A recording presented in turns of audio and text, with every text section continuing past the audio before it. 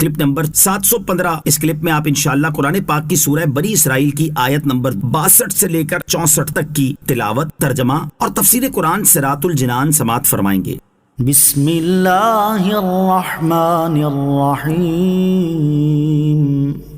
ترجمہ: اللہ کے نام سے شروع جو نہایت مہربان رحمت والا ہے۔ قال ارأيتك هذا الذي كرمت علي لئن أخرتني إلى يوم القيامة لأحتنكن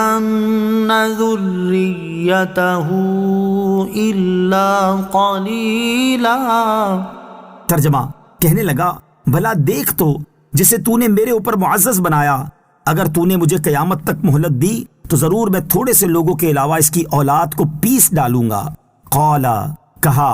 شیطان نے مزید کہا کہ جسے تو نے میرے اوپر معزز بنایا اور اس کو مجھ پر فضیلت دی اور اس کو سجدہ کرایا، تو میں قسم کھاتا ہوں کہ اگر تو نے مجھے قیامت تک مہلت دی تو میں اس کی اولاد کو پیس ڈالوں گا، یعنی گمراہ کر دوں گا، سوائے ان چند لوگوں کے جنہیں اللہ عز و جل بچائے اور محفوظ رکھے اور وہ اس کے مخلص بندے ہیں۔ شیطان کے اس کلام پر اللہ تعالیٰ نے اس سے جو فرمایا وہ اگلی آیات میں ہے۔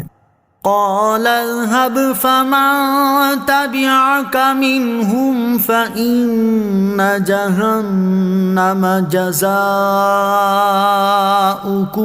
جزاء موفورا واستفزز من استطعت منهم بصوتك وأجلب عليهم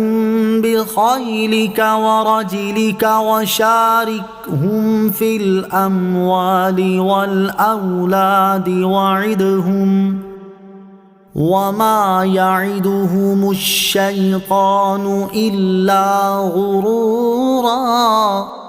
ترجمہ: اللہ نے فرمایا چلا جا تو ان میں جو تیری پیروی کرے گا تو بے شک جہنم تم سب کی بھرپور سزا ہے، اور تو اپنی آواز کے ذریعے جسے پھسلا سکتا ہے پھسلا دے، اور ان پر اپنے سواروں اور پیادوں کے ذریعے چڑھائی کر دے، اور مالوں اور اولاد میں تو ان کا شریک ہو جا اور ان سے وعدے کرتا رہے، اور شیطان ان سے دھوکے ہی کے وعدے کرتا ہے۔ وَاسْتَفْزِزْ، اور پھسلا دے۔ اس سے پہلی آیت میں شیطان کے جواب میں اللہ عز و جل نے فرمایا کہ تو یہاں میری بارگاہ سے نکل جا اور تجھے قیامت تک کی مہلت دی گئی ہے، اور یاد رکھ کہ جو تیری پیروی کرے گا تو اسے جہنم کی بھرپور سزا ملے گی۔ اور اس آیت میں اللہ عز و جل نے مزید فرمایا کہ تو اپنی آواز کے ذریعے جسے پھسلا سکتا ہے پھسلا دے، اور ان پر اپنے سواروں اور پیادوں کے ذریعے چڑھائی کر دے، یعنی اپنے تمام مکر و فریب کے جال اور اپنے تمام لشکر ان کے خلاف استعمال کر لے، اور تجھے مہلت دی جاتی ہے کہ گناہ کروا کر ان کے مالوں اور اولاد میں تو ان کا شریک ہو جا اور ان سے جھوٹے وعدے کرتا رہے۔ شیطان کے پھسلانے کے بارے میں علماء نے فرمایا کہ اس کا پھسلانا وسوسے ڈالنا اور معصیت کی طرف بلانا ہے،